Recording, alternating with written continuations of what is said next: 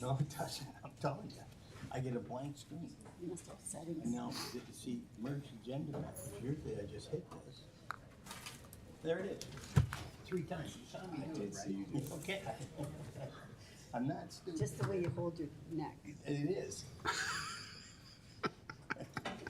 My father-in-law used to It's a say. team. It's a "Just team gotta- effort. You gotta hold your mouth a certain way. Team effort, Mr. Eckler. Thank you for team left side. Where is he today? Pelham? I think he's got a doctor's. Maybe I think. Through you, Mr. Mayor, I can confirm that it is 9 o'clock and our live streaming and recording is up. The meeting is yours. Thank you, Madam Clerk. I see, good morning, Council. Good morning, visitors, senior staff. I see that we have quorum this morning, so I call this session of Council into order. And now ask everyone to please rise, if you may, for the national anthem.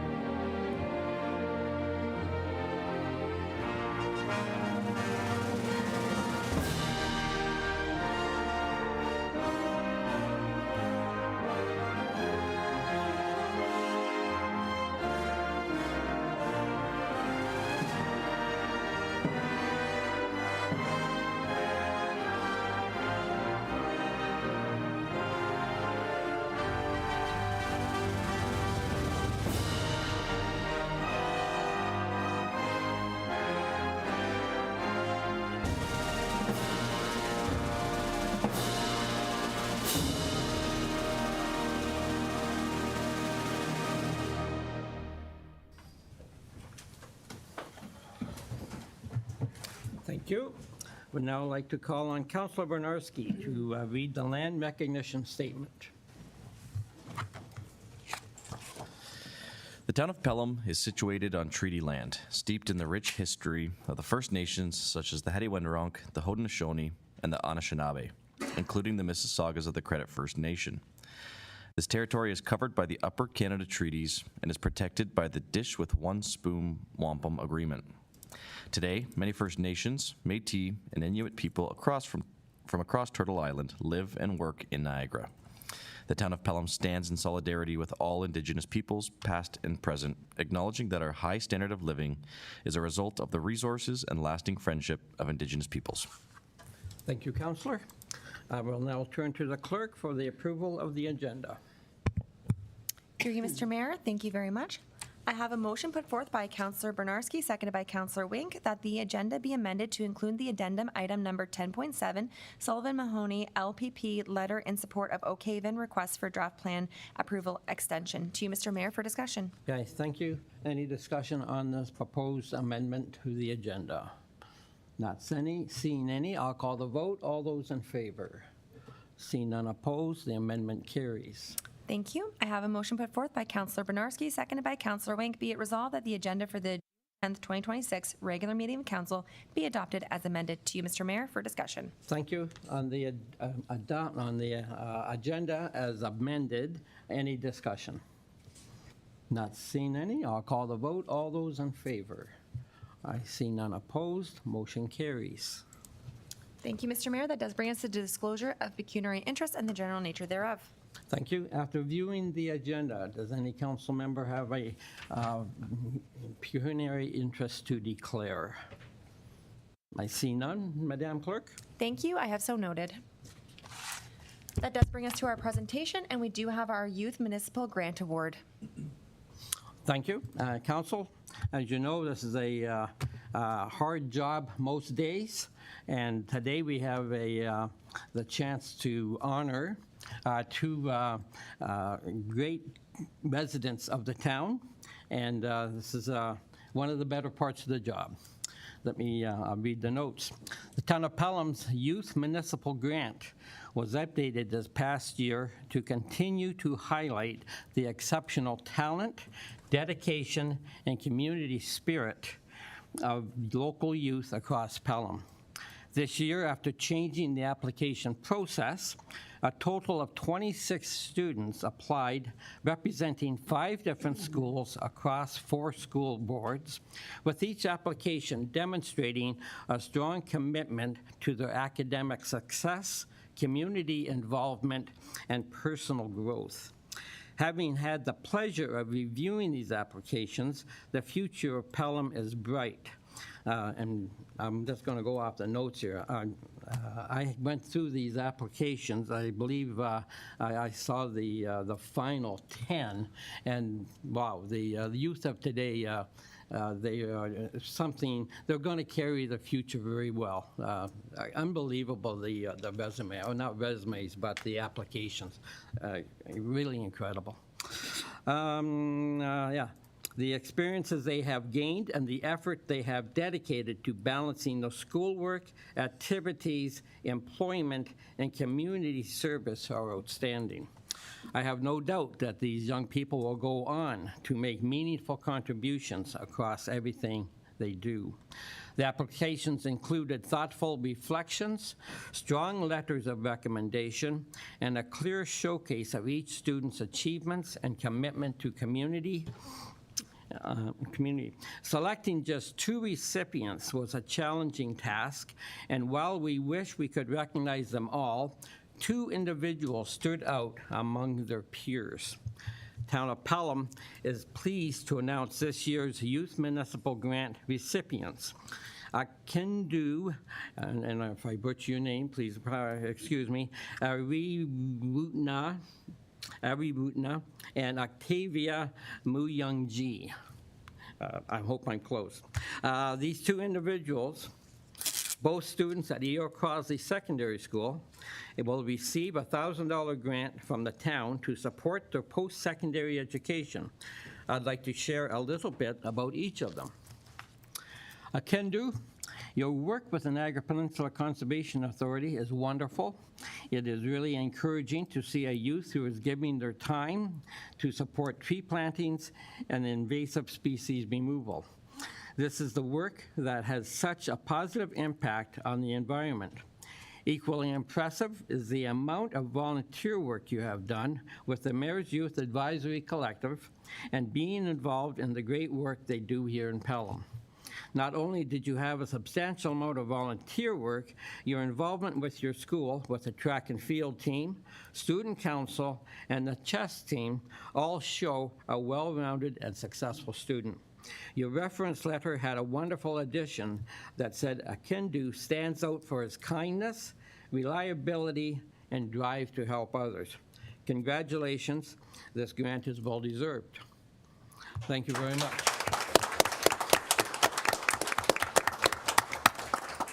Octavia, your volunteer commitment really shone through in your application, especially with the number of town events that you have helped to support.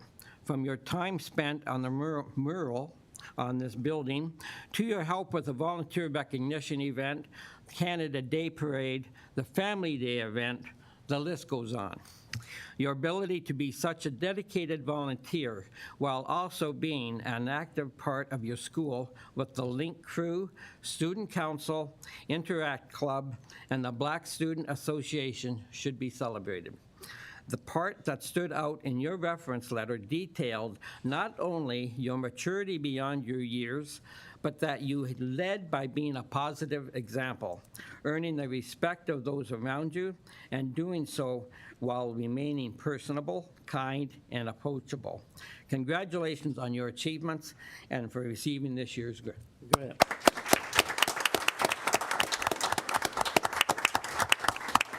I now ask both winners to please come up before us. before the horseshoe. And council, I think it'd be great if all of us went up there and we had a group picture. So, Here. yeah. Oh, and Holly? I'll bring them around. I'll bring them around.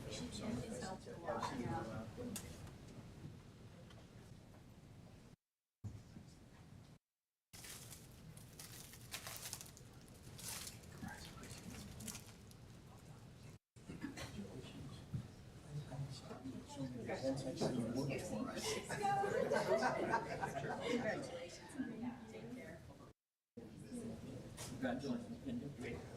Great job, you guys. Really impressive.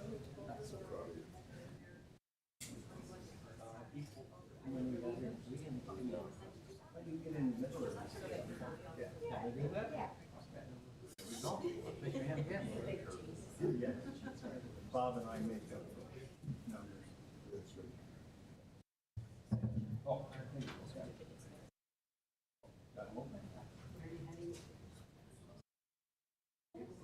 Okay, guys, over here, please.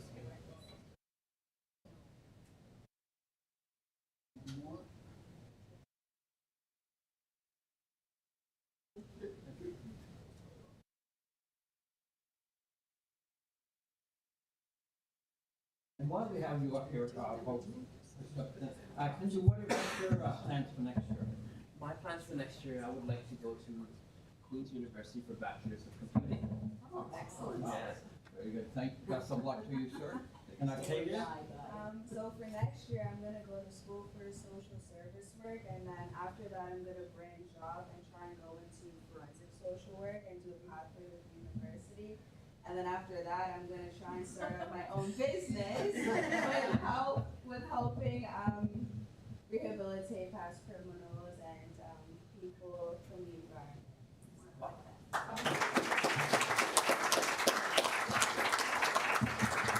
So behind all great people, there are no doubt some very proud parents. Well, why don't council and I will take our seats, and why don't you come up and have your pictures taken with your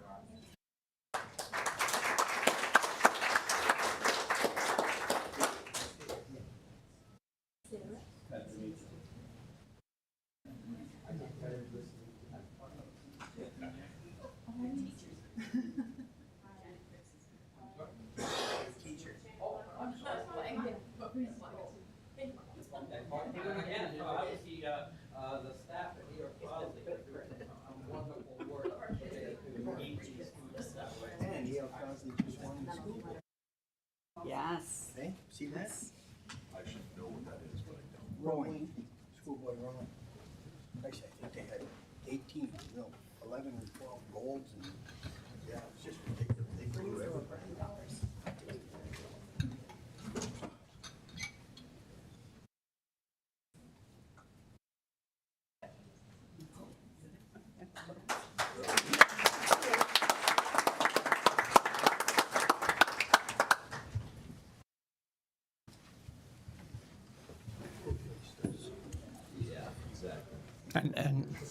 And I'm sorry, I left out a special note to the teachers.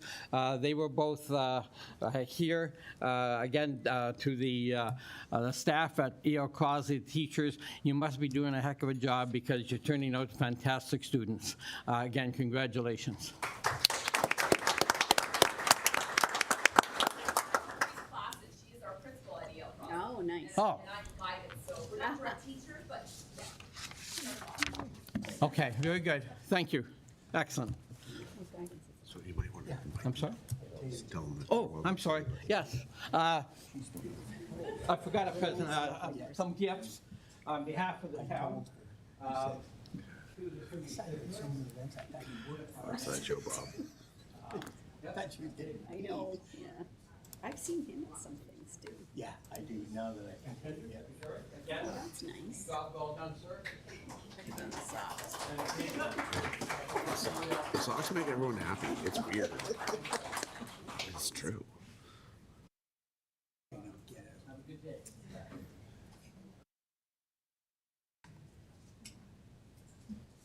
Who's the principal? I don't know. Oh, there's he.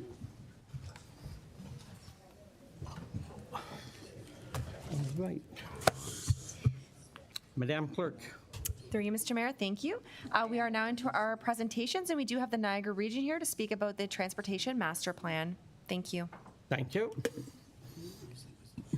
Thank you for joining us this morning.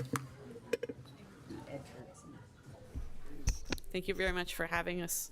Good morning, Mr. Mayor, members of council. My name is Jill Stephen. I'll just turn up putting up the presentation here.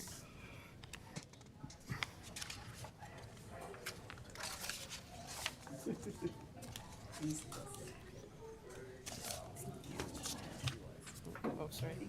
He was there just at the. Oh, it's this one up here.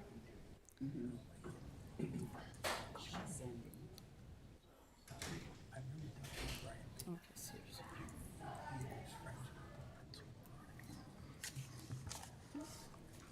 Wonderful. All right. Thank you. Good morning again, Mr. Mayor, members of council. My name is Jill Stephen. I'm the Associate Director of Infrastructure Planning with Niagara Region. Together with Diana Moriali, our Director of Infrastructure Planning and Development, we've been visiting all 12 of the local municipalities to provide an introduction to the Transportation Master Plan. And our presentation this morning here in Pelham is the 6th one of those presentations.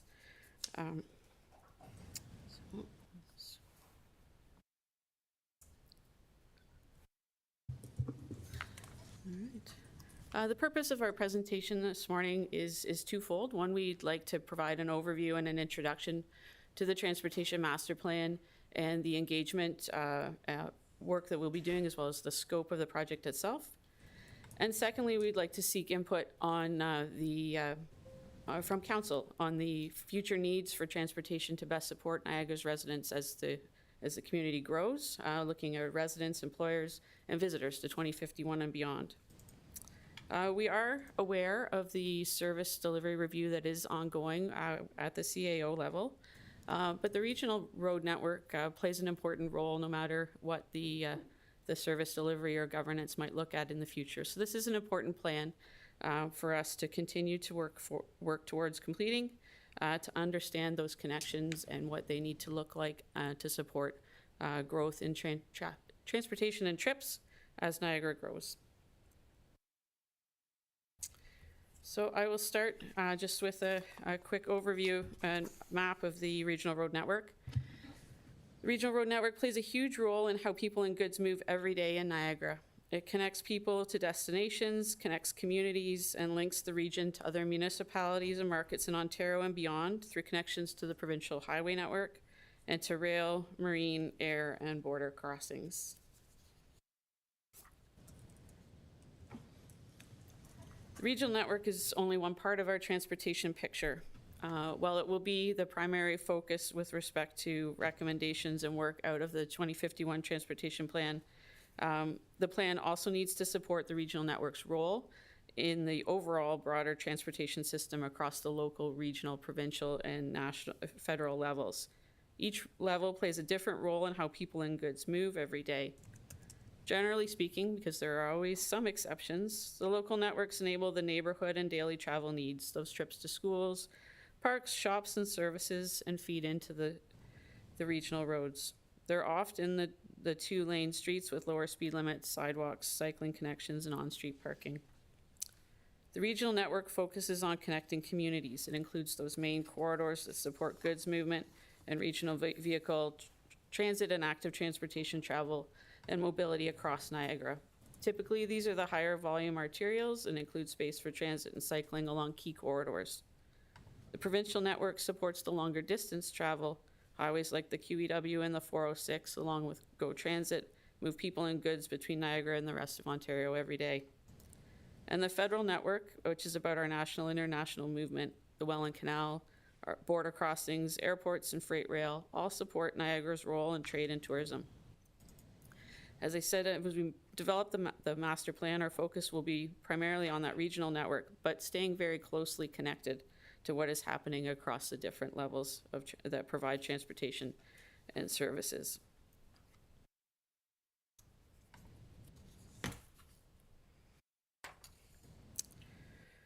Niagara Region's first transportation master plan was completed in 2017, and so at nearly 10 years old, it's time for a new plan and an update. That previous plan looked at a planning horizon of 2041, and this plan will look 10 years further out to 2051 and beyond. The transportation plan provides the direction and first-level analysis of our long-term transportation needs as we grow. It shows how projects fit together across the network by identifying where new infrastructure is required to support growth, and by confirming how different elements of the system work together as a whole. The Transportation Master Plan ensures good planning by confirming that growth projects make sense for the regional network, and by giving us the evidence we need to advocate for provincial and federal investments, and also helping to identify the projects that need to be included in our development charges background study and bylaw, as they are growth related.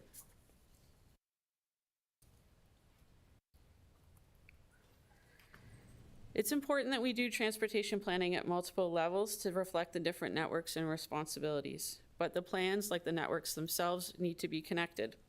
At a high level, both local and regional planning identify infrastructure and projects needed to support different types of trips by different types of modes. But local transportation and active transportation plans often have a greater emphasis on supporting the trips within the community, on walking, cycling, placemaking, and parking. And the Niagara Transportation Plan will focus on the intra-regional trips and the broader networks to support driving, transit, goods movement, and cycling on arterial roads.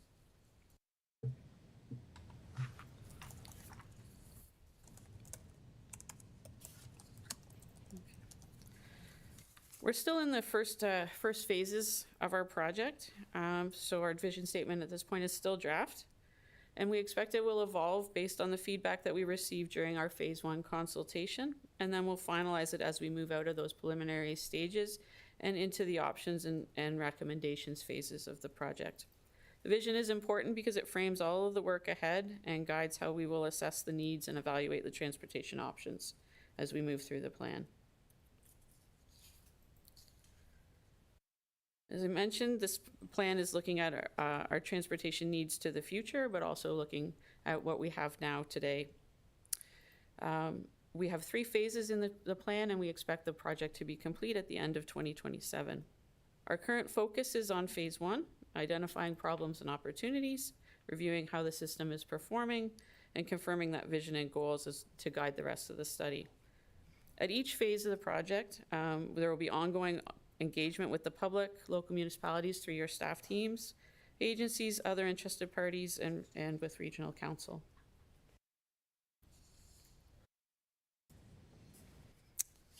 So right now, we are reviewing those current and existing conditions with respect to the road network, transit, active transportation, and freight conditions.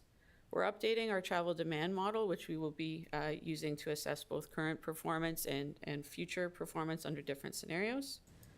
We're completing policy review and jurisdictional reviews to align our plan with work that's been done before, including looking at local plans such as the Pelham Active Transportation Plan that was completed in the past. And we're conducting our first round of public consultation. We had our first public information center last night, and our second one is this evening. As we move into phase 2A later this year, we'll be developing and evaluating different network alternatives for roads, transit, active transportation, and goods movement. The development of network alternatives will build on studies and projects that have been previously identified in other plans as well. Phase 2B then identifies the preferred network and develops the implementation strategy, including recommendations for our 10-year capital program. There are a number of supporting deliverables that will make up part of the Transportation Master Plan and will be included in the final report, including the prioritization framework.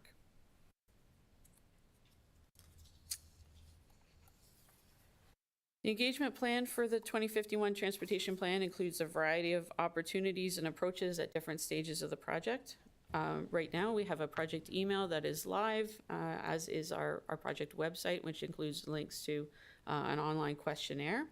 As I mentioned, we are conducting public information centers this week on phase 1, and there will be more as we move into the different phases, and they will also rotate to different communities across Niagara. We encourage anyone who didn't have an opportunity to attend last night or tonight but still wants to provide comments in this first phase to visit our website, and contact information as well as the materials from the Public Information Center and the questionnaire are all available there. So we are available to answer any questions that people may have. We're also meeting with a technical advisory committee, local municipal staff, agencies, interested parties throughout the study, and that will continue to occur at all phases.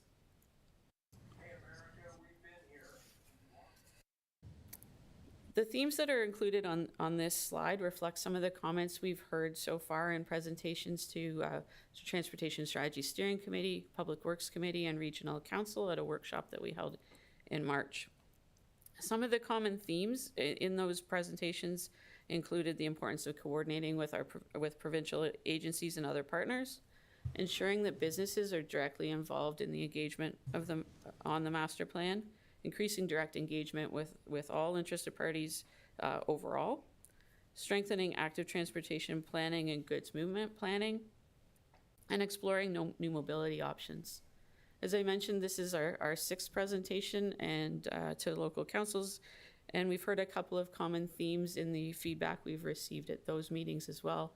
Active transportation has been a common theme and line of questions that we've received, as has the importance of connecting visitors and patients to local hospitals for treatments such as dialysis.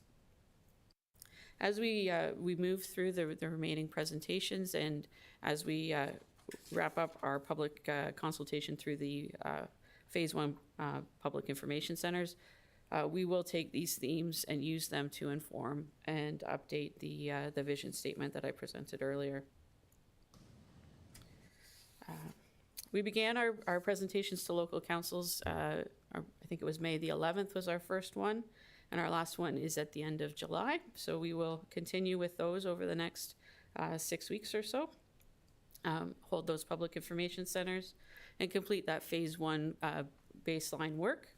We're also working to develop the network scenarios, which will inform our work in Phase 2A and prepare us for presenting options and alternatives at the next round of public information centers. And with that, thank you again for the opportunity to present this morning. I'd be happy to take any questions you might have on the plan. Yeah, again, thank you for joining us this morning. If I may, the first question, the public meeting tonight, I believe it's in Welland. Where about, what venue is it at? Tonight's Public Information Center, through you, Mr. Mayor, is at the Welland Community Center from 5:30 to 7:30. It's a drop-in format. Excellent, thank you for that. Council, any questions, comments to the presenter? Councilor Nisduk. Thank you. Thanks for your presentation. Through you, Mr. Mayor, just a question with regards to if residents want to have more input and are unable to attend tonight's public meeting, or is there another option for them? I see an online survey, but I don't see a link for that. Is that still going on, the online survey? Yeah, through you, Mr. Mayor, the online survey is still live. We're hoping to receive feedback on this Phase 1 work before up to the end of this month. But we welcome comments at any point. Residents who are interested in providing input via the survey can access that by going to Niagara Region's website and searching for a Transportation Master Plan update. They can also email us at tmp@niagararegion.ca, and we'd be happy to take their questions that way or to connect them with the survey and the resources on the website. Super, thank you very much. Thank you. Okay, thank you, Councillor. Councillor Wink. Thank you, Mayor, through you. Thank you for your presentation. It's always great to hear from the region and what's going to be planned and region listening to us. I've lived in the Niagara region for over 43 years now, and over the course of the 43 years, there's always been talk about a mid-corridor highway being built to relieve pressure off the Queenie, take truck traffic to the borders and whatever. Is any of that being planned anymore, or is that just a pipe dream at this point in time?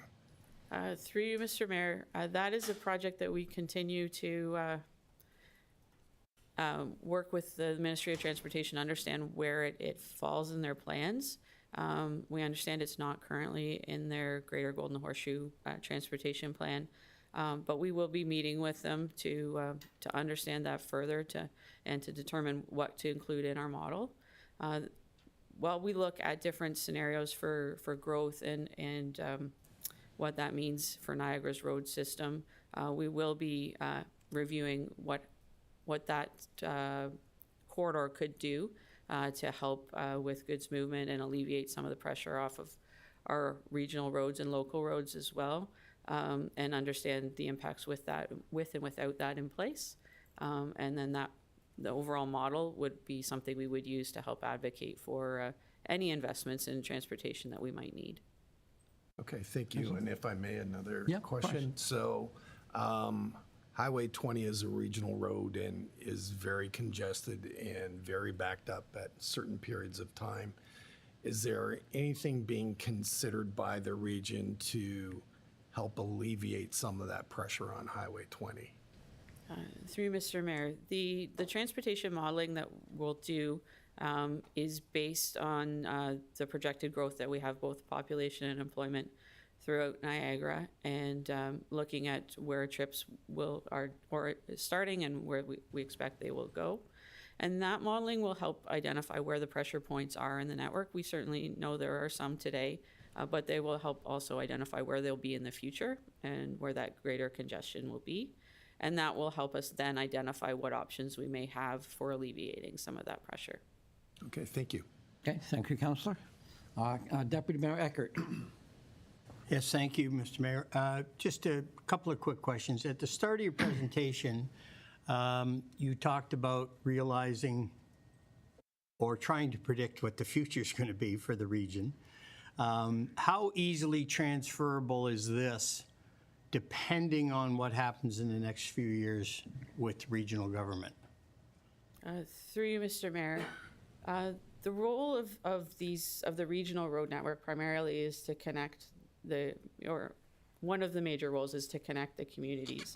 So they're not all, some, but most are not fully within individual municipal boundaries. And so studying them at this level is important to understand that connectivity role and the role in connecting to the broader provincial and federal networks. No matter what Niagara's governance looks like in the future, those roads will still carry that kind of traffic for those purposes. And so, this will feed into the work, any work that comes after this if the future changes from what we have today. We are working with all of the local municipal staff. I met with Mr. Young from your engineering group earlier to talk about this, and all of the local staff are invited to participate in our planning. So we're being informed by past work done at the local level, but also looking to understand the pressures that your staff are seeing and build those into the plan as well. Thank you very much. So going forward, depending on this information, going to be helpful, whether it's for regional government or it's municipalities deciding what they need to do to improve the transportation system. Yeah, through you, Mr. Mayor, yeah, the roads will continue to serve that arterial function no matter what they're called. And so, yes, this will be an important document, would be an important document with or without the discussions that have been had and are ongoing about service review or governance. Okay, thank you. And I just had a comment to make. It was Councillor Wink's question about the mid-region corridor. In my opinion, a mid-region corridor would relieve a lot of congestion, far more than a $6 billion doubling of the Garden City Skyway. But I see what the provincial priority is going ahead in there. So, yeah, anyway, that was just a comment, not requesting a comment from you on that, believe me. Appreciate that, Deputy Mayor. Thank you. Thank you, Deputy Mayor Eckert. Any further questions? If I can have one more. As Metrolink services continue to expand within the region, I take it it'll be a job of your committee to study the traffic flows into the train stations as they develop, and possibly make sure that the main roads going to them will be perhaps not upgraded, but kept in great condition to handle the additional movement towards those stations. Thank you, Mr. Mayor, for the question. We will be looking at that higher level at the major roads and identifying where there is potential congestion or operational issues that need to be addressed at that higher level. There will also be studies of the GO stations themselves to identify traffic patterns, traffic implications in the direct area of the studies. That will be done separately, but informed by our work. We'll work together with them to share any data they need. Okay, very good. Thank you very much. Not seeing any other questions, I will thank you for your presentation, and I'll turn to the clerk. Thank you very much. Yep, thank you. Through you, Mr. Mayor, thank you. I have a motion put forth by Councillor Wink, seconded by Councillor Hildebrandt. Be it resolved that Council receive the Niagara Region Transportation Master Plan presentation for information. To you, Mr. Mayor, for discussion. Thank you. One last chance. Any further questions, Council? Not seeing any. I'll call the vote. All those in favor? Seeing none opposed, motion carries. To the clerk. Thank you, Mr. Mayor. We do have our next presentation. That is the Lincoln Pelham Public Library for the 2025 annual report. Excellent. Good morning, ladies. Thank you for joining us. There's always great things happening at the libraries.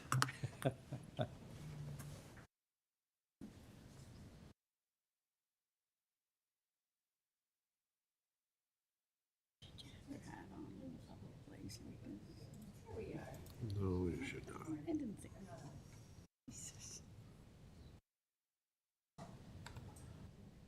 not. No, I got to go for a green light. There you go. There we go. Excellent. Thank Good you. morning. Thanks very much for having us this morning. Good morning, Mayor Junkin, members of council and staff. We really appreciate being here to talk a little bit about what happened in 2025, which seems like a long time ago, but it wasn't.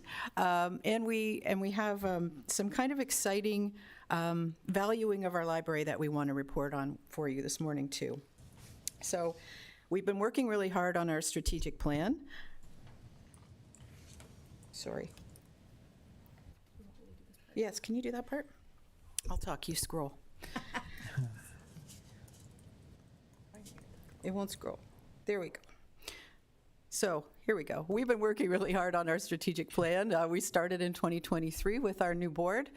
That is soon to be a different new board, but we're really working hard to complete the things that we set up for in 2023.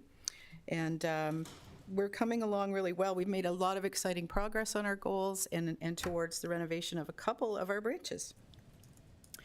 Here you see some statistics from 2025. So, you know, it was a really busy year. It's a record for LPPL for sure, with over 12,365 members borrowing over 500,000 items and visiting 250,000 times. So it was a busy year. We're in partnership with 8 other library systems in Niagara Region, as you know. We're part of the Libraries in Niagara Cooperative, and that partnership means that you can request an item from Fort Erie or Port Colborne or Thorold or any of the 9 libraries and have it delivered right to you at your home branch, wherever you are. It's an amazing service, and it makes the access to our collection and broader collections seamless, and it's really appreciated by all of our members. You can look at these. How am I scrolling? Not only do we provide amazing access to items throughout the region, but we also provide access to thousands of ebooks, e-audiobooks, newspapers, magazines, all through our digital platforms. Convenient and accessible, our digital collections are always available 24/7 for our customers.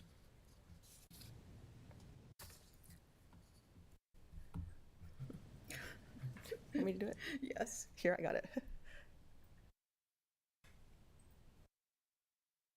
Okay.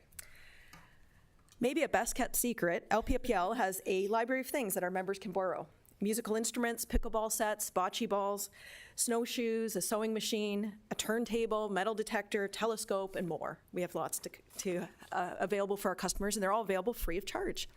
You can borrow a Chromebook and a Wi-Fi hotspot and have internet access then at your home or wherever you need it.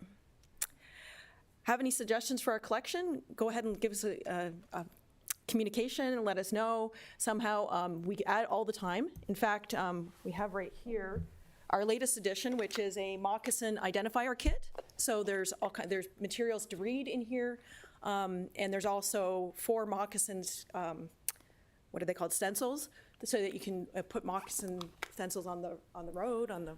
Lots of lesson plans for Yes. classes for different grade levels so that Indigenous history can be taught in class, at the classroom level or at the community level. Want to get outside? We also have NPCA park passes, Ontario park passes, and we even have passes for the Royal Museum in Toronto. In 2025, we added a new English language as a second language resources to assist language learners in our community and to support those attending our English conversation circles. For those with mobility issues, we have visiting library service. Library staff select materials based on the customer's needs, and then volunteers deliver it right to their homes. I got it here. I just don't have the touch. In June 2025, LPPL launched its first bookmobile named Page Turner. It is a big help in providing outreach programs and engaging visitors with library materials. With over 4,500 visits in 6 months and thousands of items borrowed, Page has fast become a vital part of our library services.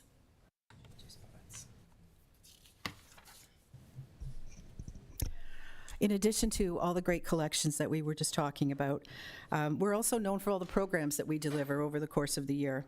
I mean, of course, we have story time for everybody, ages 0 to 99, I guess, and programs to encourage young readers.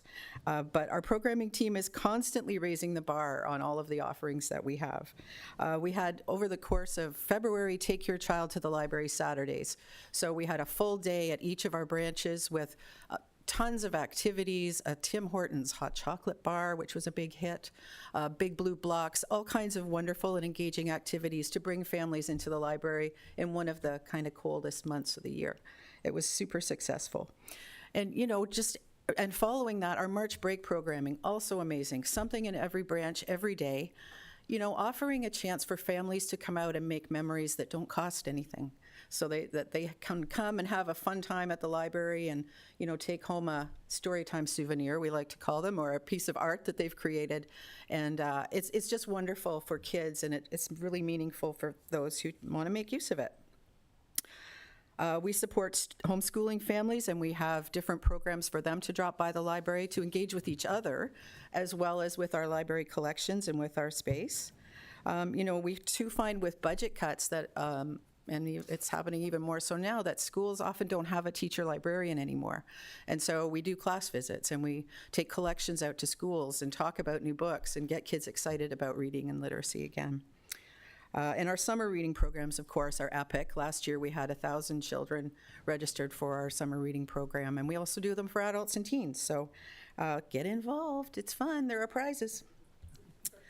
Other programming, that's the one. Other program that we do, Books on the Bench series. So we're bringing in world-class authors to local wineries. We're connecting local business with local patrons and connecting authors with readers.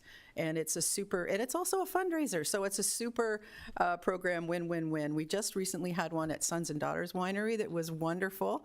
They were very accommodating, and we had a wonderful time there with our author. Seniors programs are happening in all the branches, but we also go out to seniors residences all over Lincoln and Pelham. We take Page Turner, we bring all kinds of collections there and interact with the staff and the residents, and it's wonderful. Here we can see one of our permanent story walks. We have 2, one's at Woodstream Park and one's at Hillary Bald in Beamsville.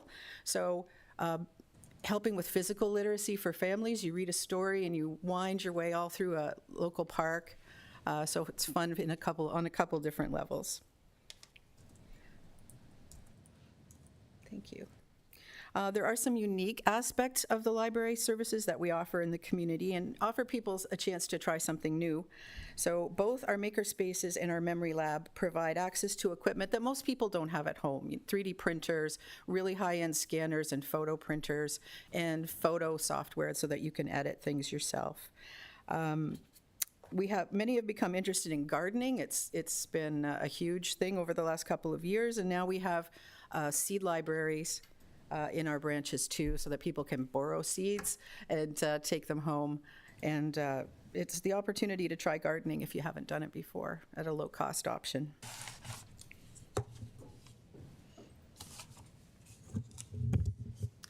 So in 2025, we started the process of updating the Fawn Hill branch by starting with the installation of new accessible height shelving. This was done through the Ontario Trillium Foundation grant. And if you haven't been in yet, it's made the library a lot brighter, a lot more natural lights coming in so people can see the materials easier. The shelving itself is a lighter color, so then it's easier to read the books and see them. And it looks great. At the time when we did it, to save money and to be more economical so we could put more into the shelving itself, we disassembled the shelving ourselves with help of the community. So we asked the community to come out and help, and what they did was they came out and they helped us disassemble, and they took all the wood and are repurposing it within the community. We even had some pictures back of one person that made a whole kitchen for their cupboards for their child in their home through the wood from the library. So it's been a great opportunity to involve the community in that.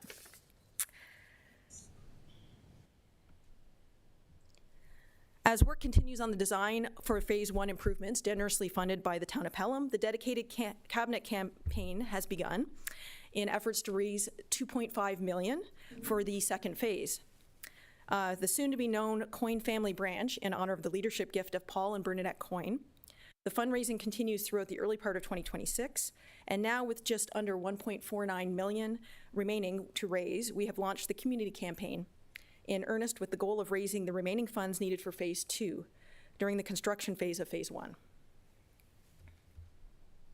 We have been so fortunate to receive support from the community, totaling just over $1 million so far. Okay. Switch it along. Go this way. Do our little spin move here.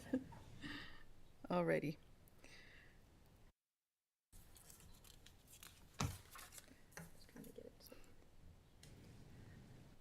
So council is used to us coming to report every year on our statistics, and we've looked at those already for this year, and they were amazing for 2025. So we've also provided impact statements in the past from the community, people talking about what the library means in their lives and how important it is to them.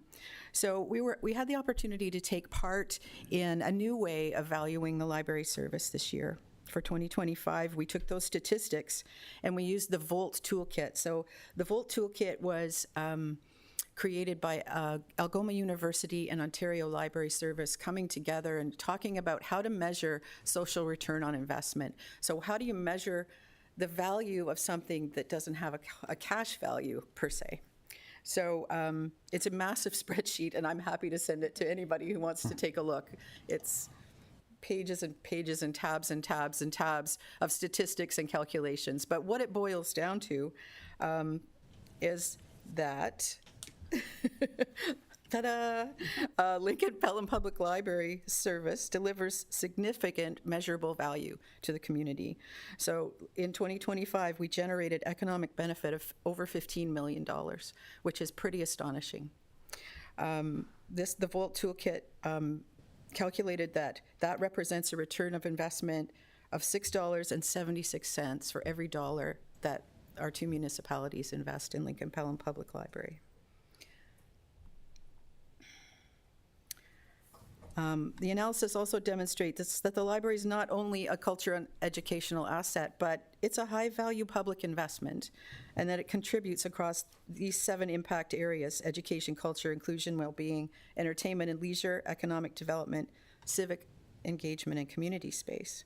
So the strongest value contributions you can see were generated through entertainment and leisure at $8.64 million, economic development at $3.1 million, and space at $1.74.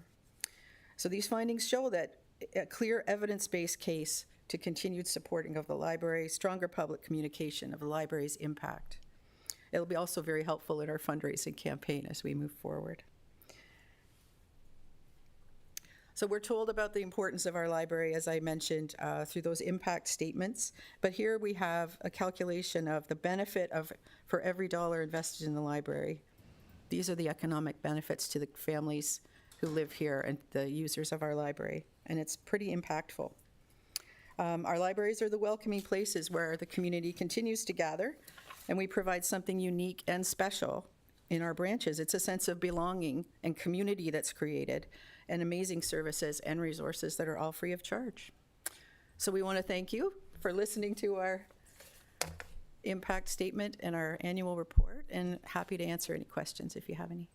Julie and Amy, thank you so much for joining us today, and I promise I'll get the book back this week. Okay, we have to come all the way here.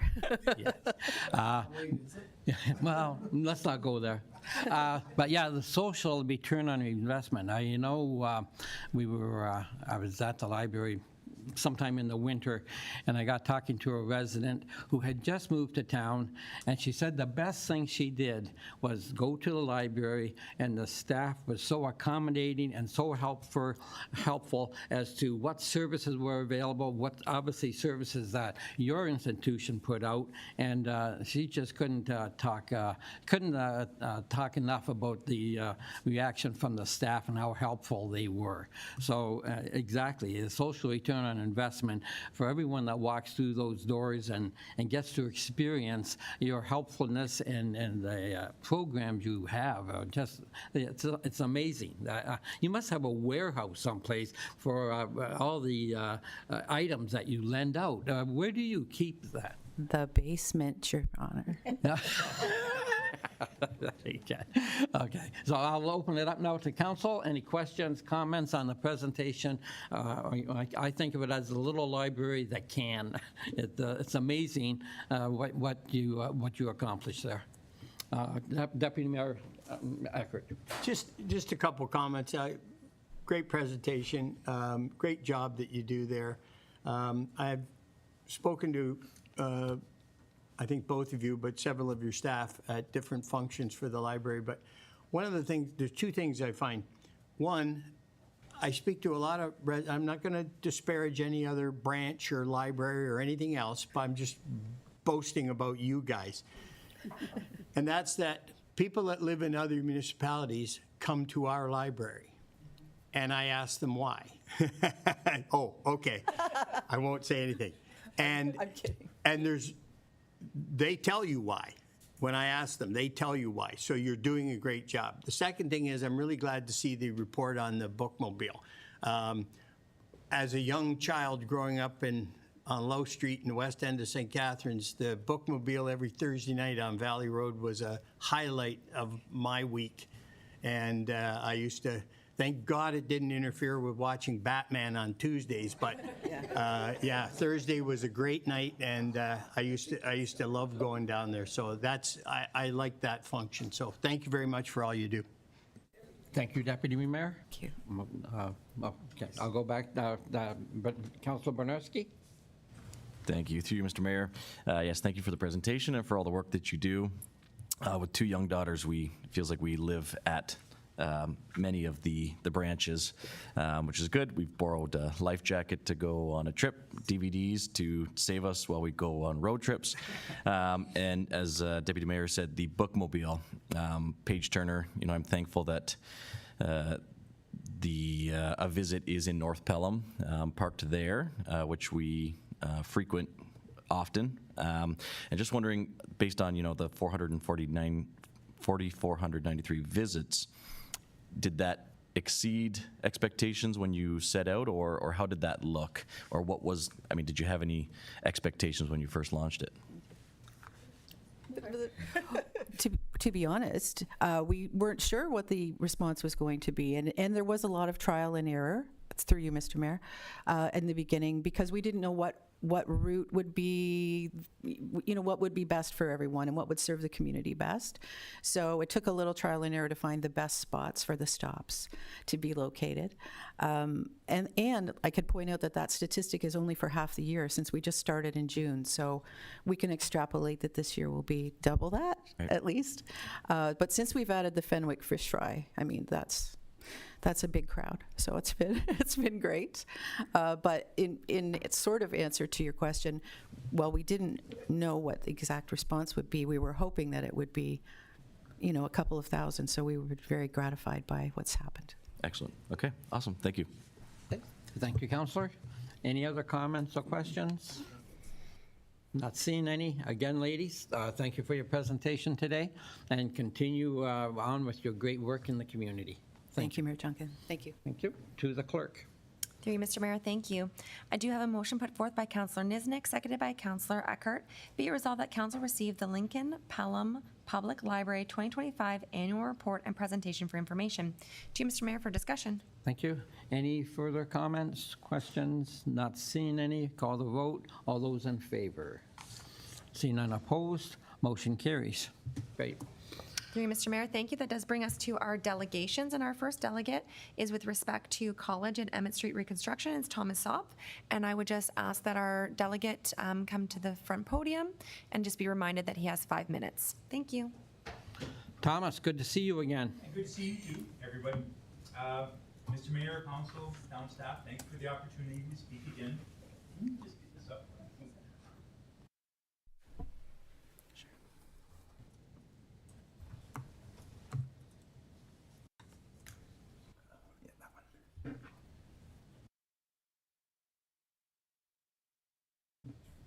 And you could just... Okay, good to go. Again, good morning. I'm here to talk about the pending College Street, Emmett Street reconstruction project that I guess was officially kicked off mid-April.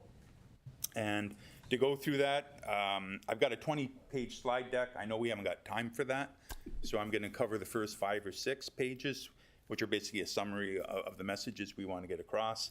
And I strongly encourage you to read through the rest. There's some strong empirical quantitative data there that I think you should pay attention to, as well as the individual comments that came through our channel. And I know there was a direct feedback channel with the town, and I'm believing all those comments are consistent. First of all, the town had a meeting on April 14th where it presented 3 options for residents to learn about what the town may want to do. Invitations were sent out, I believe, the week prior to that. Unfortunately, and not many of those, there was a number of residents that didn't get the invite in time to attend the April 14th meeting. The town had an online process providing commentary and feedback by May 18th, and subsequent to the April 14th meeting, I spent time on the street talking to residents, and a lot of them voiced that they could not attend due to timely notice. Not everybody picks up their mail every day. I personally got mine the day before the event, and people just don't pick up the mail as often as they used to. Also, the residents that did attend compared takeaways and about questions asked, and there were a number of conflicting impressions and opinions as to what people had actually learned. So that was our takeaway from the town process. The residents organized a process where initially it was starting out as an education and discussion event. We wanted to broaden the participation of College and Emmett Street residents as such, and provide a forum for an open discussion, questions, etc. We held the meeting on May 2nd, lasted about an hour and 40 minutes. Jason was asked to attend, our councilors were asked to attend. John showed up and stayed for the whole session, and he contributed well, represented the town well. Every address on College, Emmett, and the few Pelham Street addresses were approached and a paper invitation provided, so everybody on the 2 street had awareness of the May 2nd event. And we conducted some polls and surveys afterwards. I'm not going to go into depth on those, but that's the empirical data that we collected. In short, The residents strongly prefer two-way traffic on College and Emmett Streets. There was a one-way option proposed, and I think only maybe one or two people that voted in the surveys preferred that option. Residents strongly prefer one sidewalk per street. So on Emmett, their proposal is to have two sidewalks. So there's currently one there, another one on the other side of the street. Residents don't want that. There was not a second sidewalk presented for or initiated for College Street. Residents want a parking option, but not necessarily a full dedicated parking lane. So results are mixed here, other than residents don't want a dedicated parking lane. Boulevard parking, seasonal parking, 5/24-hour with snow event parking are kind of where it's at. There was not a strong consensus on the parking, so there's still work to be done there if we want to see a strong consensus with the residents. Residents want more clarity on trees, drainage, sidewalks, parking layouts, and process. As you know, people on our two streets are rather passionate about their trees. And when we came in for the April 14th event, there were a lot of X's under different scenarios. I quantified all those X's. The two-way traffic with a dedicated lane basically kills every tree on both streets. So that's a definite no. Nobody wants to see that. The other two options remove between 25 and 39% of the trees, depending on what street you're looking at. So we're looking at a significant impact to the trees that are there. I will stress that, and I stressed at May 2nd meeting, that these trees are coming to the end of their natural lives anyway. So we need to recognize that and deal with it in a mature manner, sort of thing. So that's kind of the goal here. When we're talking about trees, we're also getting into the subjects of how we replace them, what species, what size, exactly where. I know the town's got a bylaw that if you take a tree out somewhere, you have the ability to plant 4 of them in some park somewhere. That's not very impactful for the residents of those two streets. We're looking for something different. Traffic calming was built into one design, which I think is the one-way traffic. I would severely critique that approach. It's been tried over the decades. And often what happens, you end up creating a landing strips for cars to go faster. Like nobody's coming the other way. That's the concern there. So we want traffic calming. There's other techniques. We like to talk about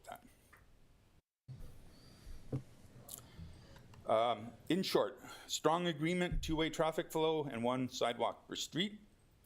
2 topics require further consensus building. And at this point, and I discussed this with our town councilors a couple of weeks ago, they engaged me and another resident on a meeting. We would recommend that we create some small group teams between the town and a few residents to talk through these subjects. The goal is to advance the topics and have the resident portion of those teams go back to the streets and engage people and educate as to what's doable or what's not doable. Right? And again, I would really stress those working teams being created. Reconstruction meeting and polls, interpretations. I think I ran through all of this. Again, I'm going to stress the recommendation of the small working teams. The initial timeline that Jason put forth is there was supposed to be a second public meeting late May, early June. I inquired as to where that was at. I was told it was pushed out to late July, early August due to the amount of feedback that had been received on the subject. That's a good thing. That's an opportunity for the residents and the town staff to work together on these subjects and try to advance a consensus by those dates. I will stand here and fully recognize the town has the legal ownership of the properties that are in question and the legal right to impose their desired solution. I don't know if that would be the best approach. I would suggest otherwise. I live on that street. Whatever it ends up being at, I'm going to be staring at for 20 or 30 years. And I've got a passion on this subject now, as you can tell, so I'd like to see a consensus activity. Parking. I'll spend a little time on this. There are numerous and varied opinions on what this should look like. voting indicated we don't want a dedicated parking lane. We don't see the need for it. I went out in the street personally every evening for about a 2-week period. Very rarely you saw more than 2 or 3 cars parked on the street on Emmett. So I just don't understand the need for dedicated parking there. College is a little different. They have some issues on the north end with what they call business parking. I've driven down College a couple times in the evening, and I've seen a few more cars on the street than what I would call business parking. So College may have a different solution in mind. Thomas, you have 1 minute left, okay? Okay, I'm almost done, sir. Yep, thank you. We don't want 24 year-round parking. We want more information on the boulevard option, which personally, I think when I look at the scenarios that were presented, the boulevard option is probably the best consensus, right? It leaves 2 lanes of traffic. It gives a place for people to park, saves most of the trees, or the trees that can be saved can be there. And we'd like to understand more about the parking options as this discussion was going on and I was preparing for this May 2nd meeting. I asked a number of questions of the town, and quite often the answer I got back is we hadn't thought through that. So snow plowing or 724 or whatever. So it indicated to me we're still very early on in the thought process with this whole thing. And again, I encourage the engagement of a few residents on small themes. Traffic calming, I talked about that. There's other options that I think we should explore. And a couple other ideas came up during the meeting. Bury the hydro lines. You know, I think that's a Nirvana type solution. I understand there's a significant cost associated with that. But again, it was feedback from the people that we had together. Sanitization lines home to street. So I believe the project is going to replace lines up to the property line. A number of residents expressed an interest at their expense, so not town expense, to have the town help organize contractors to put lines into those houses that want it. I know that's a lot of extra work, but that'd be nice to have. Sump pump discharges. There are a number of homes on the street that dump right into that storm ditch. I'm one of them. There's a number of others. They've been there for 10, 15, 20 years. So our view is they should be grandfathered. And lot rainwater. The general belief on the street is when rain falls on your property, you deal with it. You don't move it somewhere else intentionally. It's supposed to absorb into your soil. I personally put a 4-inch drainage line on the side of my house to move water into my backyard. It's like a fire hose during a storm, but I dealt with it responsibly. There was other construction on the street that I think he's got a significant issue, and so that's of concern as to how that develops in the future. And I will end it there. Again, I encourage you to read through the rest of the presentation. It was a significant effort on residents getting together to discuss and learn about the subject, and this is the consensus that came out of it. Thank you. Thank you, Thomas. I imagine there was a lot of discussion going into that report. There was. John attended the meeting. He can give you some personal opinions. Some of it got passionate, some of it got heated. We tried to keep it grounded and mature, and I think overall we achieved that. I think that's just a start. Oh, before I leave, I understand the second meeting has been delayed to mid-summer. I would ask that we actually publish a date, time, and place well in advance so people can plan to be there. It's summer, people are traveling, vacations, etc. 1 week notice isn't good enough. I would like to see a month's notice. So pick a date, time, place, and we'll be there to have a public discussion on it. Okay, thank you. Thank you. Before it open up to council, I want to go to Public Works Director Jason Marr. Mr. Marr, what's the latest timeline where that work would start on that street? I realize engineering is already underway, obviously, and what's the timeline on actual construction? Thank you, through you, Mr. Mayor. So the design work is currently being undertaken. So that started back in the springtime. We anticipate that design work would happen through the rest of the calendar year in 2026, with the intent that we would prepare tender documents, have a preferred alternative, prepare tender documents, put that out for tender in the winter of next year for spring start. So one of the things that has to be completed first before we can do College and Emmett is complete Station Street. So that project has to be completed to a substantial level before we can do College and Emmett Street, because that all ties in with Station Street.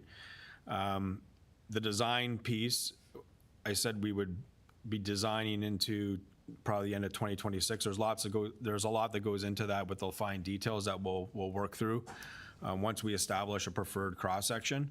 But over the next couple months, we really want to come up with a preferred cross-section, because that ties into what we do at Station Street at the bottom. So we need to look at a preferred alternative for a cross-section, so we know how that's going to tie in with Station Street, so we can make the modifications there during that reconstruction project. So that's kind of an overview of where we sit with schedule.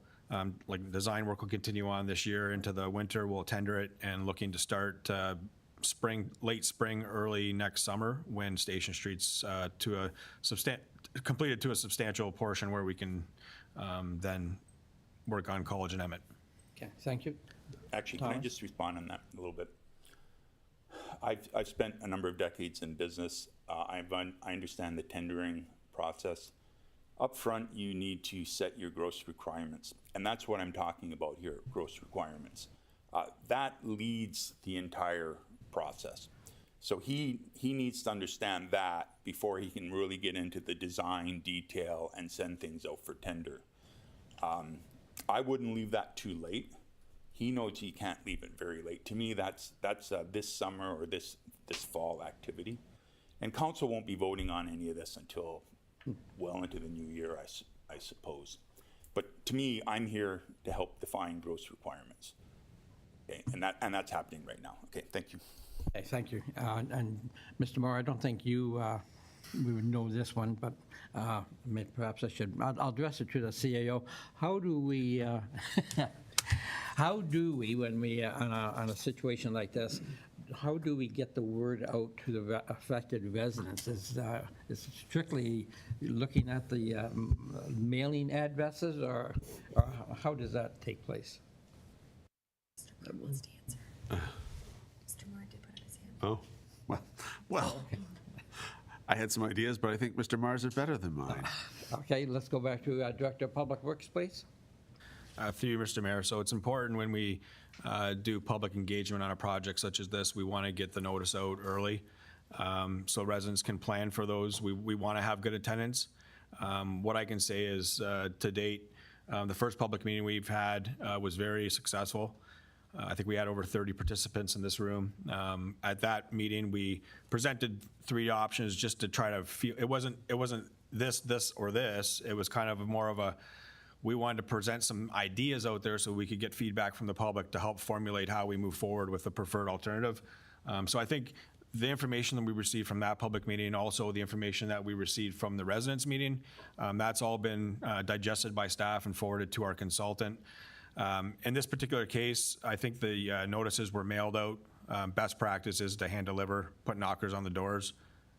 Next time around, we'll make sure that we hand deliver notices to those residents so that the information is received timely and in advance of the meeting.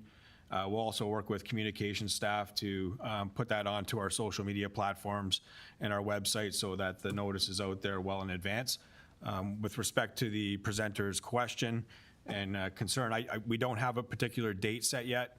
We were trying to aim for June to have this next meeting, but with the amount of feedback and response that we've got from the public, our engineer, our designer needs some time to digest that information and come up with a workable solution that we'll present back to the public at that next meeting as kind of a preferred alternative, taking in all the comments and considerations that we received.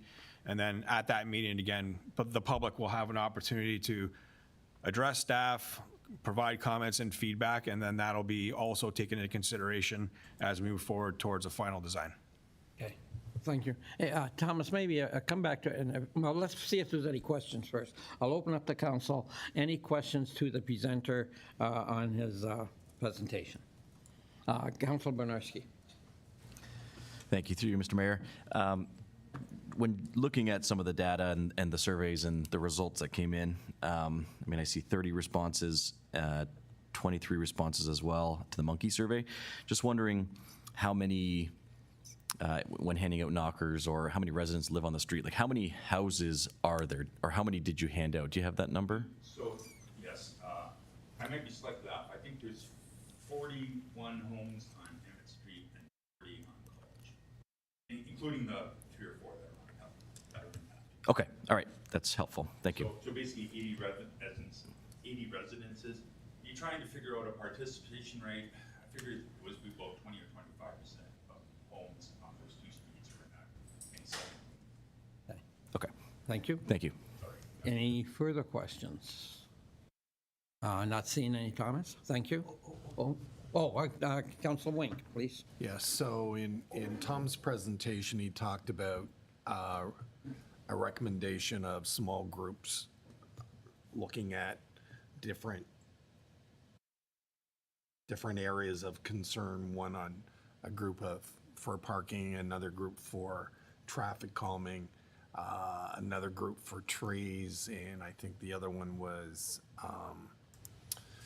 water discharge, and wanted to set up little committees. I'll hate to put you on the spot, Jason, but you know, what's your thought process on that? Perhaps we should go to the CAO?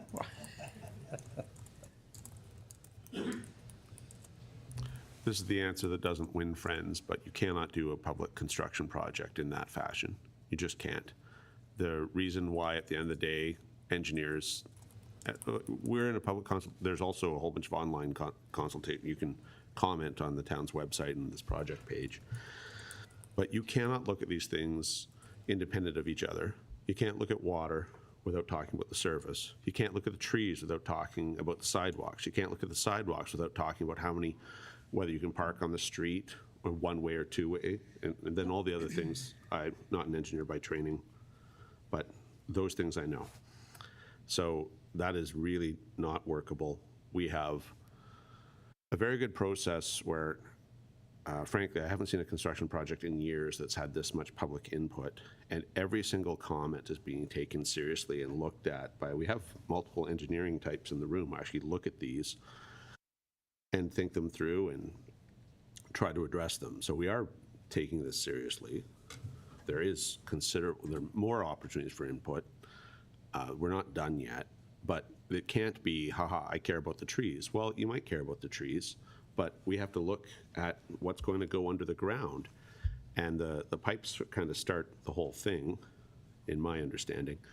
But regardless, there's a reason why it has to be looked at holistically. It cannot be looked at piecemeal, or you can make a really great decision for trees, but then you've made a really poor decision for sidewalks or whatever variable happens to float your boat. So it's really important that we keep going kind of as we are, but that isn't to say that more input isn't needed. Now, I don't know if consensus is going to be a thing on this project.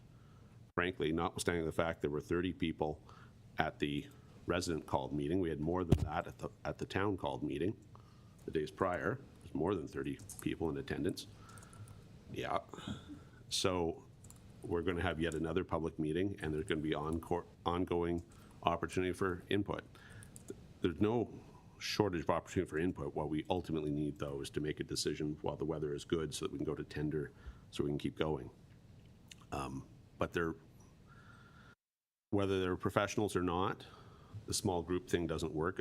The project has to be looked at holistically. It's even less helpful when they're not experts looking at stuff in small group, because then you don't know the impact you're having on the other variables. And that is why this is not done in any kind of public works project or tendering whatsoever, whether we're talking about streets and roads or buildings or what have you. It needs a holistic perspective. So that, I realize that's not winning me friends, but that is why the logic of the system, in essence. Thank you, Mr. CAO. I have one report on that. Okay. It's okay to say no, I understand you're meeting with. Okay. I assume. Yes. Sorry.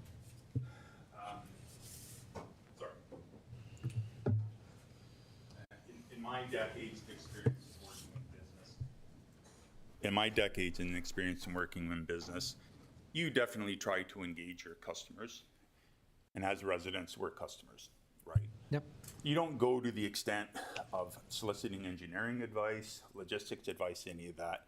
You just go to the extent to understand what your customers' requirements are. That's what I'm talking about here, right? I'm not asking the town to engage 80 homes times 260 residents. I'm asking the town to take the offer of the 2 or 3 and then consensus, maybe not the best word, but compromise is probably a better word. And I think the things that are being questioned aren't engineering aspects or logistical aspects, or we're talking about how and when are we going to replace the trees. We're talking about where are we going to park our cars. It's going to be in a dedicated lane or a boulevard lane. If it's in a boulevard lane, are we going to have snow plowing? Are we going to have 724? Like, we got questions like that for the town. We've expressed them, right? But we haven't got any feedback. So I totally agree with Mr. Cribbs. You can't manage an engineering project with the public in your back pocket. But you need to engage the public, in this case the residents, as to what their requirements should be. Yep. All right, thank you. Thanks for the extra time.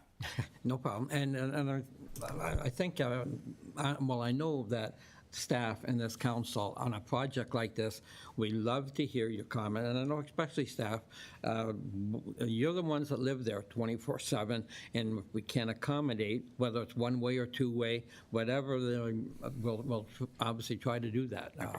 I look forward to the second public meeting. Yes. Yep. I hope it occurs this summer, and we don't push it off too far into the fall. Thank you. Okay, thank you. Any questions from council? Not seeing any, I turn to the clerk. Through you, Mr. Mayor, thank you. I do have a motion being put forth by Councilor Hildebrandt, seconded by Councilor Niznik. Be it resolved that Council receive the College and Emmett Street Resident Road Reconstruction Review and Feedback Presentation for information. To you, Mr. Mayor, for discussion. Okay, thank you. Any further comments? Again, I don't see any. I'll call the vote. All those in favor? See none opposed. Motion carries. Thomas, thank you for your presentation. Thank you. Thank you, Mr. Mayor. That brings us to our last delegate, which is Mr. Doug Peters, the president of Quartec Group, Inc., with respect to conditions of draft plan approval for Oak Haven Estates subdivision plan. And I would again remind the presenter that they do have 5 minutes. To you, Mr. Mayor. Okay, Mr. Peters, thank you for joining us this morning, and you have the floor. Thank you very much. Good morning, Mr. Mayor, members of council, town staff, and other attendants. My name is Doug Peters. I'm with Quartec Group. We're engineering, architectural, and planning consultants here in Niagara. Again, thank you for the opportunity to speak on behalf of the proponent of the Oak Haven Estates subdivision, who is our client, Abzar Construction, on the issue of a request to have the draft plan approval extended. I'm just going to pull up one slide, if I can find it, from the presentation that I had. As it... Perhaps staff can help you. It was there. Okay. Thank you. Thank you. The other slides that we had included with our presentation, the content was well covered with the planning staff report. So I'll just leave this up. This slide addresses archaeological issues, which I will get to shortly. The staff report, which you've had an opportunity to see, outlined well a lengthy chronology relating to planning approvals and the process of getting servicing designed and approved over the last essentially 10 plus years since the OMB settlement in 2015. To summarize, the first 3 or 4 years, there was a lot of effort and time expended in trying to achieve solutions for some unique servicing challenges related to sanitary sewerage and storm drainage. So 2018, 2019, we finally knew which direction we were going with the subdivision on the issues of servicing. And on sewage, it was a sewage pumping station that was the solution that we were going to pursue. And subsequent to that then, design and drawings for the servicing of the subdivision as well as the sewage pumping station were prepared. There were multiple reviews. The servicing for the subdivision was reviewed by town staff, and there was back and forth there. And those drawings and designs have now been complete for several years, essentially waiting for final approval. And the sewage pumping station design and drawings were in a process of design back and forth with regional municipality of Niagara, who originally would have been the entity that would have owned and operated the pumping station. And those drawings have been at the 90% complete stage for several years now and awaiting final approval.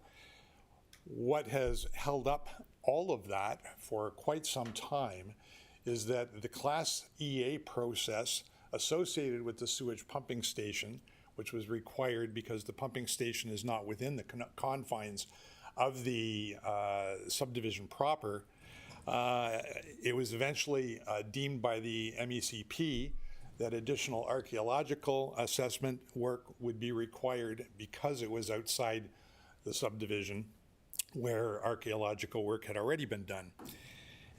We found this out in early 2024, and immediately following that, our client retained the services of an archaeologist, and that work commenced. However, there was significant difficulty over the first year in 2024 achieving the field work for archaeological assessment. Despite the efforts and help of a local neighbor, Tom Lilly, and having the ground plowed and disked on multiple occasions, and having the archaeologist attend the site on multiple occasions, it was either too wet, or after it was wet there was growth again, or there were other disturbances on the soil, it was too weathered, and so on. And finally, in late 2024, the archaeologist said, we can't do it over the winter, we've got to move it to 2025. That led to a request in 2025 for one more extension to the draft plan approval. Unfortunately, 2025 was essentially almost a repeat of 2024 with regard to the archaeological assessment work. Again, multiple attempts to, or multiple plowing and disking efforts, multiple attempts to attend the site and get the assessment done. It was finally done in fall of 2025. A report was submitted to the Ministry of Citizenship and Multiculturalism in December of 2025 in hopes and with optimism that we could still meet the lapsing date in June of 2026. The client paid for and commissioned a request for expedited review by the ministry, which the town eventually had to sign off on, as they are actually the proponent of the Class EA, and we were crossing our fingers. Unfortunately, in April of 2026, some 10 weeks after receiving the expedited request, the MCM responded and said they'd reviewed, and in their opinion, a further limited stage 3 archaeological assessment was now required. At that time, it became clear to Abizar and us as well that we were not going to be able to meet the June 28th deadline. And primarily at this stage, it's because there would be more months, a number of months required to get that additional assessment done and approved. Where we stand with the clearance of the conditions of the draft plan approval is that almost all of them are either satisfied and cleared or ready to be cleared, except for quite a number of them that will be contained or entrenched or dealt with in the subdivision agreement. But that can't happen until we get to the point with the servicing where the servicing can be finally approved. The servicing can't be approved primarily because the sewage pumping station requires the Class EA to be completed, and the Class EA can't be completed because the archaeological assessment is not yet received and filed in the public record. So there's a number of dominoes that need to fall. It's our opinion that it will take several months following the completion of the additional archaeological assessment work in order to get that done. That's what essentially leads us to a request for at least one more extension of the draft plan approval.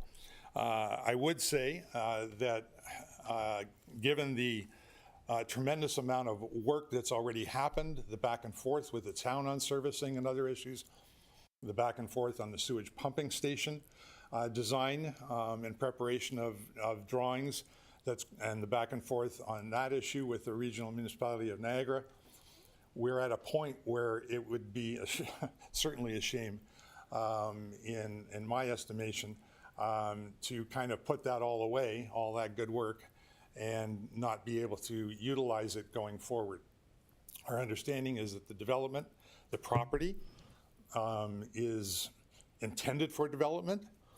It's completely surrounded by residential development, and in general, I feel that there's support in the community and here at an administrative level in the town to have this developed in a good way. And indeed, even past work that derived from the OMB process 10, 11 years ago, and Mr. Nash's work and the appeal that led to that, it would be, again, in my estimation, a shame to lose the impetus and the results of that good work and need to start completely over again with the development of this property. So all of that to say that in our opinion, it has been, despite our client's best efforts, that we are at a place where we are requesting one additional extension of the draft plan approval, and we respectfully do that on their behalf and wait for council's decision. And once again, thank you for your attention and for the opportunity to speak on this matter. Yeah, thank you for that presentation, Mr. Peters. If you can just stay there for questions and answers. I must say that your thoughts about wishing that this development could go through and get started have indeed been with this council for decades. If I can turn to our Director of Planning, tell me what would result? Would we have to go back to the beginning of the process if if the archaeological assessment showed more? What are the steps there if it goes against what we want? Let's say. So through you to the mayor, if council were not to extend the extension today, then it would be a new application. Okay. That would be required with new fees, new studies, updated studies, et cetera. I think what the applicant is asking for is 1 year more to work on the project. Okay, thank you. But I guess I was thinking more specifically on that sewage pumping station. Is if the EA says at that location, is there such a thing that the EA says that is not going to happen, what happens then? Do we have to go back and re-engineer, or have we not thought about that step yet? The mayor, that may be a good question for the presenter. Yeah, thank you. Thank you, Mr. Mayor. First off, I'll say that the only issue that we're aware of at this stage with regard to the Class EA process that is basically as outstanding as the archaeological assessment, and there have been no negative comments from the MECP with regard to the preferred solution, the location, and so on. However, admittedly, if all of a sudden that did come, yes, to a certain degree, it would be back to the drawing board. The town of Pelham indicated support for the sewage pumping station at that location some 8 years, 7 years ago or so. And collectively, all the parties would have to, kind of back to the drawing board in terms of where and how we might achieve it. But again, to reiterate, there's been no indication from any side that that would be necessary at this stage. Okay, thank you for that. I'll open it up to council now. Councilors, questions to our presenter. Deputy Mayor Eckert. Just one quick question. When we're dealing with the, I don't know if you can answer this or not, or somebody can, but when we're dealing with the cost of the pumping station, and it says, $1.8 million, is that in today's dollars, or was this a figure that was established years ago, and has that gone up significantly since then? Thank you. Through you, Mr. Mayor. To be honest with you, I'm not exactly sure where the $1.8 million did come from. However, that number, from our latest look at it, would still be adequate to build the station. Certainly, there have been significant increases in recent years in construction costs, but our latest look would suggest that that would be enough to do the job. Thank you, and I see our treasurer nodding in agreement with your answer, so I'm satisfied with that. Thank you. Okay, thank you, Deputy Mayor. I'll go to Councilor Wink. So this pumping station that's going to be put in, is this to service only the subdivision, or is it there for future uses of other lands? Back to you, Mr. Peters. Can you answer that? Yes, thank you. Again, through you, Mr. Mayor. Happy to answer that question. Thank you. The pumping station, the way it's currently configured and designed, is intended to service the Oak Haven Estate subdivision, plus a roughly equivalent number of residential properties along Maple Street and Memorial Drive. And that eventually would have to be subject to the implementation of gravity sewers along those streets leading to the pumping station location. But the design itself is intended to service some plus or minus 80 properties along those streets. That's assuming that the town then would want to extend the sewers down Maple Street for some of the people that already have septic tanks that operate perfectly. Why would we then go into spending more money on putting sewers down Maple? Yeah, just a rhetorical question. Okay. Thank you. Thank you. Councilor Hildebrand, please. Through you, Mr. Mayor. One of the big concerns I have for that area is the groundwater and the level it's at and stormwater management. Because we've been through this before, the mayor and I, so probably Councilor Wink. Yeah. In that area.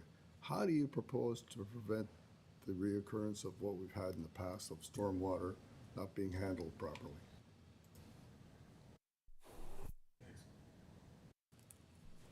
Thank you for the question. Through you, Mr. Mayor. We worked for as I said before, about 3 or 4 years to end up with a solution that is as shallow as possible storm drainage system that also uses a local surface, I don't want to call it a ditch, but also it's not much of a water course, but yeah, a small water course that runs along the northerly limit of the Oakhaven property and at the south limit of properties on the south side of Memorial Drive, and then crosses under Maple Street to eventually end up in the municipal drain, the Keenan Drain. And this has all been, at this time, vetted through the town, through Conservation Authority, and through the region. And to this point, we understand that those authorities are all in support of it.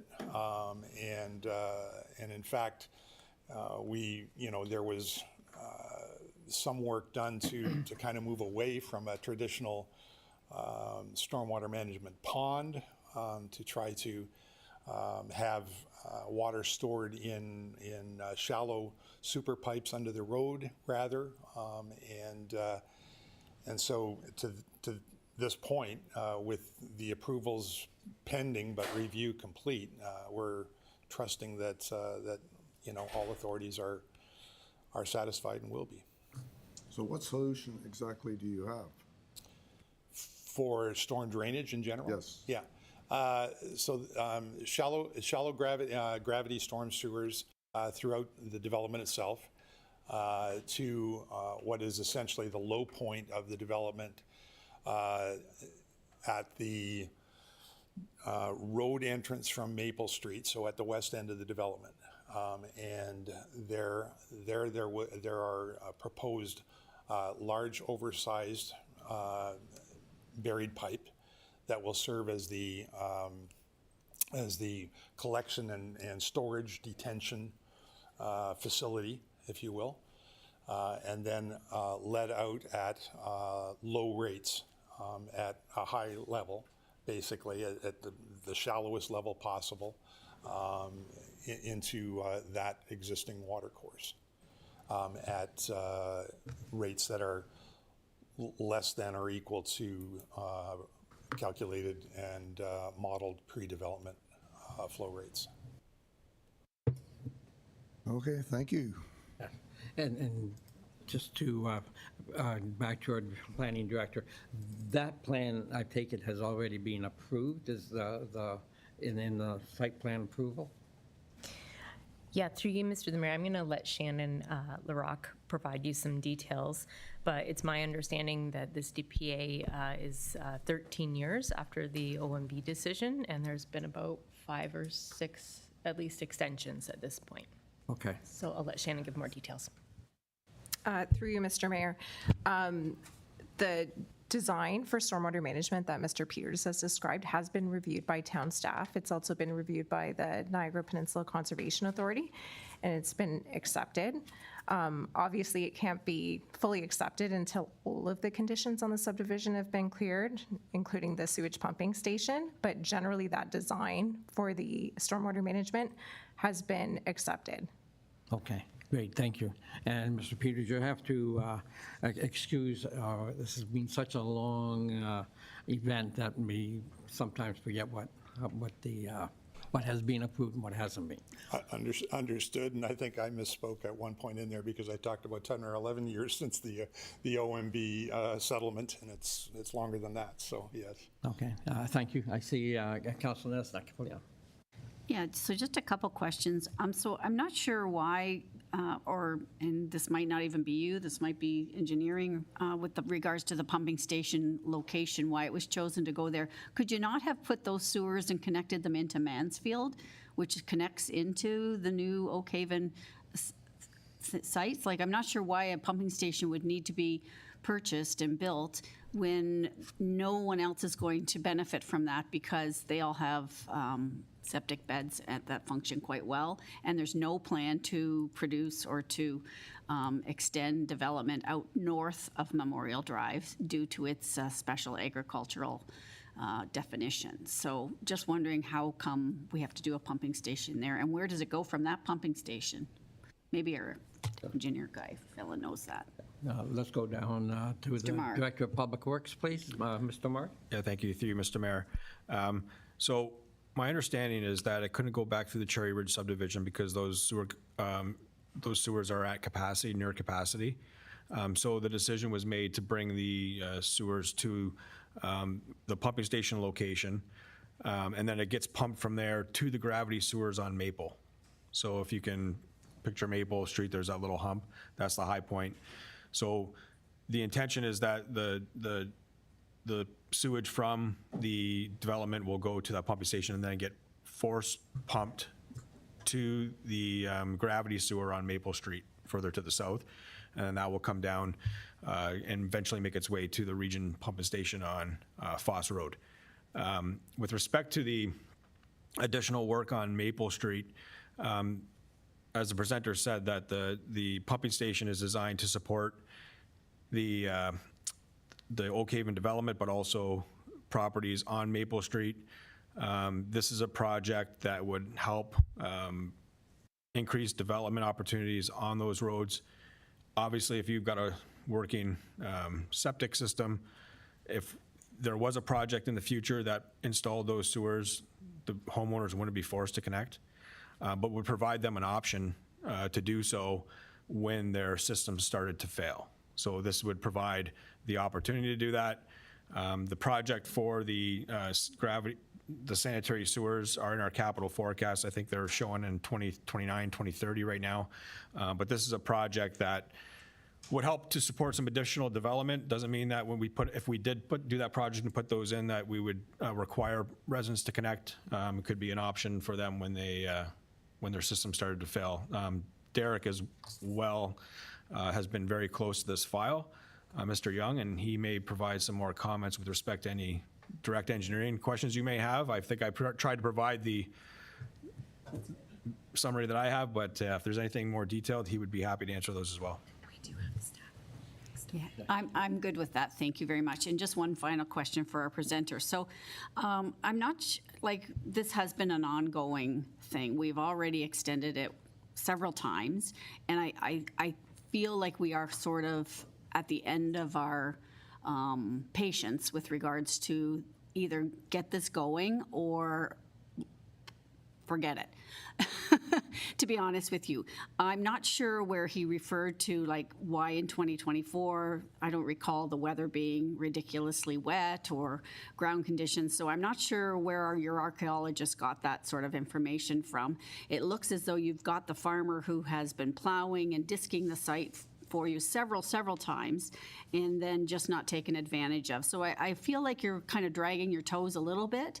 I can understand now that the paperwork has been submitted and is being held up, and there was some findings in the second one, and that they've gone to the third stage for an archaeological dig. So just I do have a concern because that was Aboriginal pathways through there for many, many years. Those were some of the original paths that our ancestors took. So, that could be a stopping point for us. So we would need to have some sort of backup and that sort of thing. But I think we do want that build to happen. So I'm certainly, I guess when we go to the next report, we can decide whether we're going to work to extend it, but I hope that if an extension is granted, that you get your feet into running mode. Thank you. Okay, thank you, Councillor.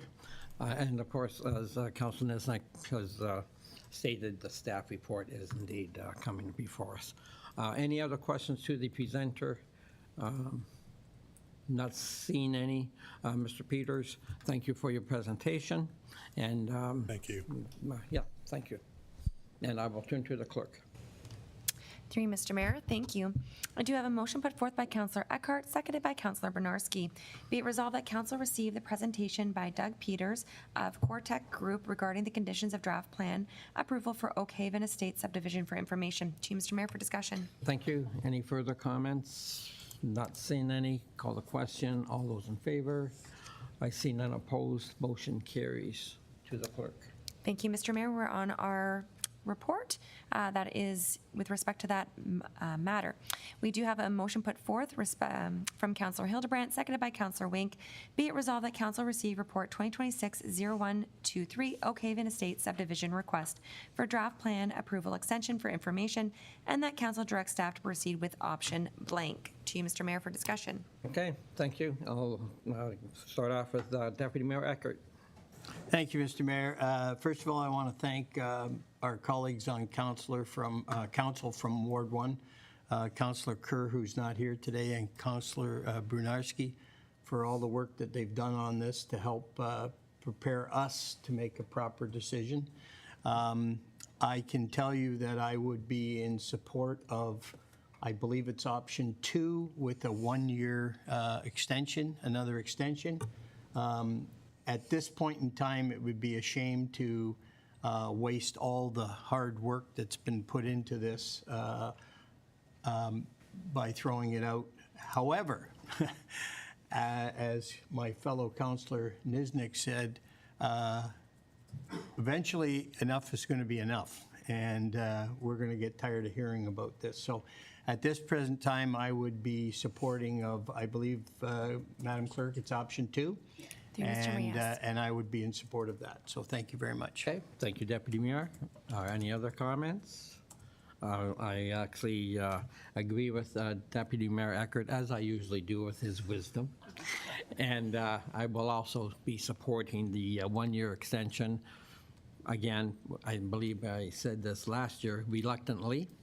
But yes, we've come this far, and perhaps there are mitigating circumstances.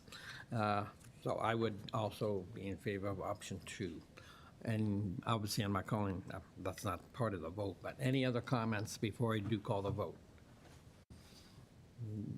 I see Councillor Wink reluctantly speaking. Thank you, Mayor. Yeah, 8 years on council and seeing this come back to us all the time is getting a little concerning. Last year we said that at this time that there would be no further extensions. I agree with Councillor Niznik's comments about the process and getting the land prepared such that assessment being done. I think these were just pretty lame excuses. There was ample opportunity and ample good weather over the past couple of years. Like, Mayor, I'm sure you would know better than me about when it was good time to plant your soybeans and when it was good time to take them off, and you got that done. I don't know why this didn't get done. Yeah. I'm not sure if there's options that we can look at as far as penalties. You know, we're putting in an awful lot of staff time into this. We're putting in an awful lot of council time on this. I'm not thrilled to be here listening to this all over again. But I agree with the mayor and Councillor Eckert that one more kick at the can on this. But I, for one, if I'm elected in the next year, I certainly don't want to see this again. Like, get her done.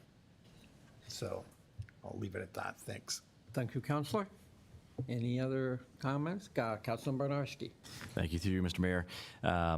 As Deputy Mayor said, option 2 is where he's leaning, and I would agree with that, of the 1-year extension, but just confirming that, you know, if everyone's in agreement that that is the final extension for this project. As you know, I can appreciate the time that has been spent on it and have not spent all that time myself on this, but that this be the final extension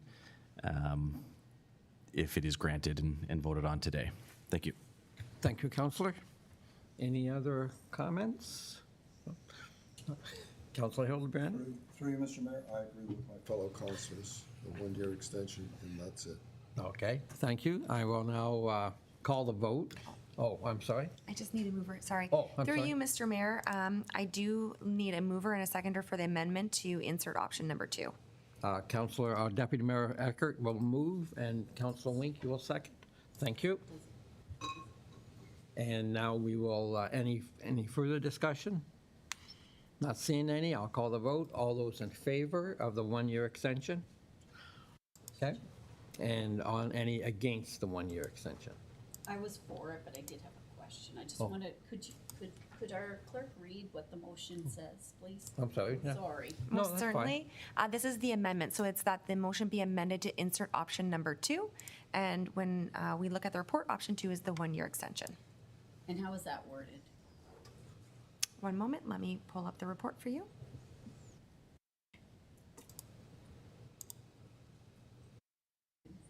Option 2, council could direct staff to grant the developer's request for a one-year extension of draft plan approval expiring June 28th, 2027. So would that be, that's pretty definitive then, There's a final date for that, yes, correct. So then I'm in favor as well. Sorry Okay. about that. No problem. Apologize for my Great. backwardness. Thank you, Councillor Nesnick. No problem. No problem at all. Madam Clerk? Thank you, Mr. Mayor. That does bring us to the main motion as amended, and it would be it resolved that council receive report 2026 0123 Oak Haven Estates subdivision request for draft plan approval extension for information, and that council directs staff to proceed with option number 2, and it's being put forth by Councillor Eckhart and Councillor Wink. To you, Mr. Mayor. Thank you. Any further comments on this item? Not seeing any. Call the vote on, call the vote. All those in favor? Seeing none opposed, motion carries. Madam Clerk? Thank you, Mr. Mayor. I have a motion put forth by Councillor Niznik, seconded by Councillor Hildebrand, be it resolved that the following minutes be adopted as printed, circulated, and read. 1C10/2026, regular council meeting, May 20th, 2026. To you, Mr. Mayor, to call for any errors or omissions. Okay, thank you. Any councillor have any comments on this agenda item? I see not. I'll call the vote. All those in favor? Motion carries. And perhaps I can suggest we've been almost 2 hours before going any further with the agenda. We'll have a 10-minute break. Okay, Thank a you. recess has been called. Thank you. Thank you.